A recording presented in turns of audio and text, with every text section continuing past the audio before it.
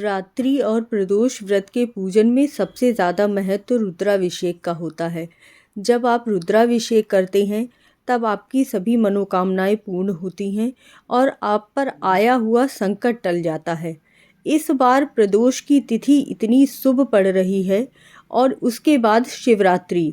जब भी प्रदोष एक दिन पहले होता है और उससे लगी हुई शिवरात्रि का व्रत आता है तो समझ लीजिए कि वह दिन सबसे शुभ माना जाता है, क्योंकि 2 दिन आपको भोले बाबा की पूजा अर्चना के लिए मिलते हैं। और इस बार तो भौम प्रदोष का व्रत पड़ रहा है, यानी कि मंगलवार के साथ जुड़ा हुआ जो व्रत होता है प्रदोष का व्रत, वह भौम प्रदोष व्रत कहलाता है।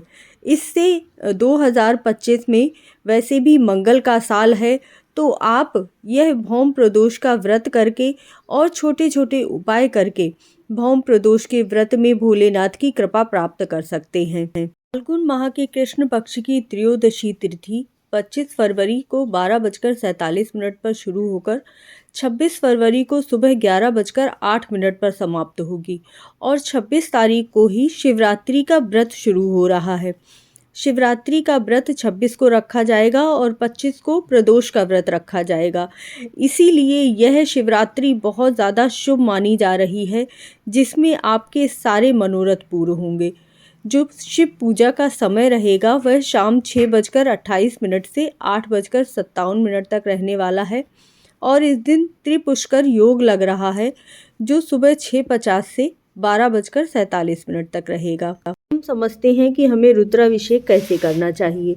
रुद्राभिषेक हमें प्रदोष व्रत में और महाशिवरात्रि व्रत में दोनों ही दिन करना है। सबसे पहले तो शिवलिंग भगवान पर जल अर्पित कीजिए, उसके बाद आप कच्चा दूध अर्पित कीजिए, गाय का दूध होना चाहिए, दही अर्पित कीजिए, घी अर्पित करना है, चीनी, और उसके बाद शहद अर्पित करना है। चीनी अगर आप बूरा वाली लेते हैं तो ज़्यादा अच्छा है।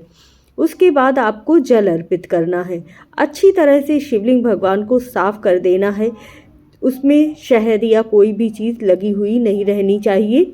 उसके बाद चंदन का लेप लगाइए, यानी कि अपनी सेवा भाव देना है। उसके बाद 5 बेलपत्र चढ़ा दीजिए। सफ़ेद पुष्प मिल जाएं तो सफ़ेद पुष्पों की माला ज़रूर चढ़ाइएगा। अक्षत चढ़ाइए, काले तिल चढ़ाइए, जो भी आप फल लेकर गए हैं वह चढ़ा दीजिए। बस ध्यान रखिएगा, फल आपको भोले बाबा के शिवलिंग के ऊपर नहीं रखने हैं। जिस तरह से हम किसी को भोजन देते हैं तो सामने थाली रखते हैं, वैसे ही फल आपको चढ़ाने हैं। उसके बाद थोड़ा सा कपूर और शुद्ध देसी घी का दीपक प्रज्वलित करके भोले बाबा की आरती गाइए, चालीसा का पाठ कीजिए। इस तरह से आपका रुद्राभिषेक पूर्ण होता है। भौम प्रदोष व्रत करने से आपके ऊपर यदि कर्जा है, धन की कमी है या फिर कोई संकट है तो वह तुरंत ही टल जाता है, क्योंकि बजरंगबली महाराज की कृपा भी आपके साथ जुड़ जाती है। इसीलिए आपको इस दिन हनुमान चालीसा का पाठ, रामचरितमानस का पाठ भी ज़रूर ही करना चाहिए। आप इस दिन सिंदूर में चमेली का तेल मिलाकर हनुमान जी को चोला भी अर्पित कर सकते हैं। और कौन से कार्य करें, पीपल के पेड़ की दिया ज़रूर जलाएं।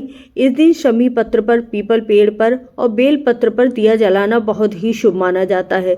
शिवालय में दिया जलाइए। इस तरह से आपको कम से कम 11 दिए ज़रूर ही जलाने चाहिए। इस दिन आपको भूमि की खुदाई से जुड़ा हुआ कोई भी कार्य नहीं करना चाहिए। अपने गार्डन में, अपने पौधों में भी खुदाई का कार्य आपको बिल्कुल भी नहीं करना है, ये ध्यान रखिएगा। अब जो स्त्रियां मासिक धर्म में हैं या किसी कारणवश भगवान का रुद्राभिषेक नहीं कर पा रही हैं तो उन्हें क्या करना चाहिए।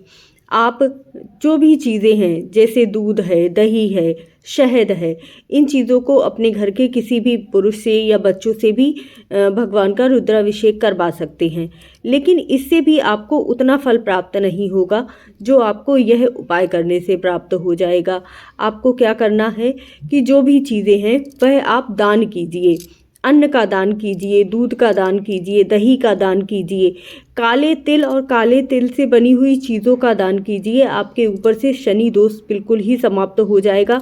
आपका मंगल आपके ऊपर बहुत अनुकूल हो जाएगा। वस्त्र का दान कर सकते हैं, अन्न का दान कर सकते हैं। इस दिन आप दही से बना हुआ शरबत लोगों को पिलाइए, इससे भी आपको बहुत ज़्यादा लाभ मिलेगा। इस दिन आप फलों का दान कीजिए, चीनी का दान कीजिए, चीनी से बनी हुई मिठाई का दान कर सकते हैं।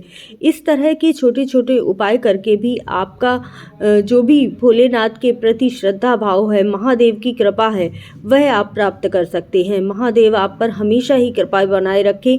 अपने मोबाइल में आप शिव स्तुति पढ़ सकते हैं, रुद्राष्टकम का पाठ कर सकते हैं, अपने मन में ही माला जाप कर सकते हैं। माला आपको नहीं छूनी है, लेकिन ऐसे ही आप भगवान के नामों का जाप कर सकते हैं।